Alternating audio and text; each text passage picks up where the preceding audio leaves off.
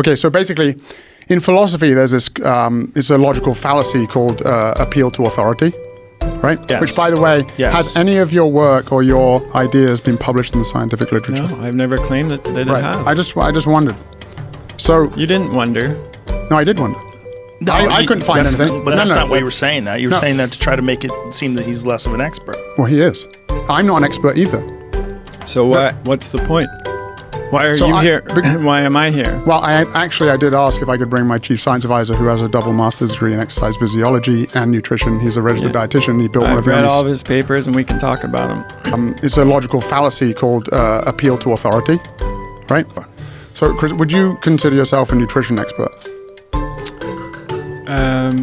But if you wouldn't mind, I just want to make sure that Chris and I are on the same page about how evidence is evaluated. Sure. So what I'm saying is the World Health Organization, the FAO, the American Heart Association, the 2015-2020 dietary guidelines, are all suggesting to eat predominantly plant-based diets. It's a logical fallacy called appeal to authority, right?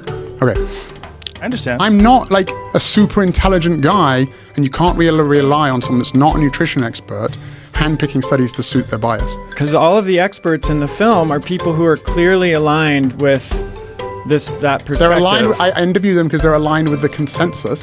And and over half of the people in the film. I thought you just agreed that there is not a consensus that 100% plant-based diet is better than a diet that includes a lot of plants and some animal products. Correct. So where were the experts that would represent that point of view?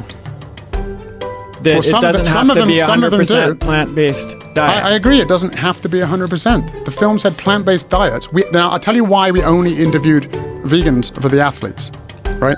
You can just say cherry, everyone can say that. I can say that you're cherry picking, you can say that I'm cherry picking. So therefore, again, if you start any one study, someone can just claim that you're cherry picking. Frank Hu, who is now the chair of nutrition at Harvard, he took Walt Willett's place, said the panel's blanket recommendations that adults should continue to their red meat consumption habits is highly irresponsible.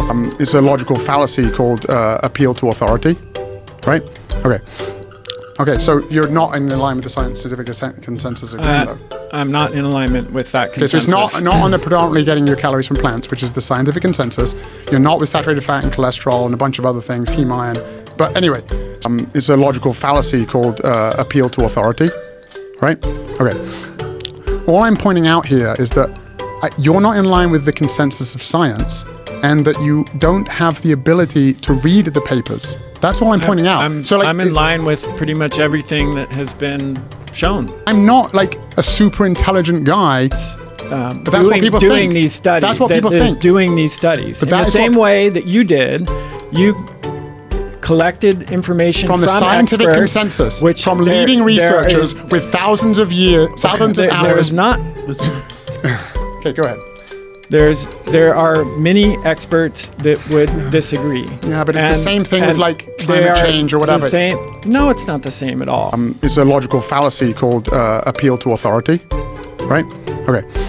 I'm not like a super intelligent guy, right? Okay.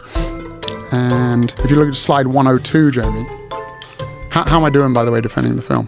Excellent. You're really doing really well. Good. Not bad for a dumb old UFC fighter, right? You're not that old.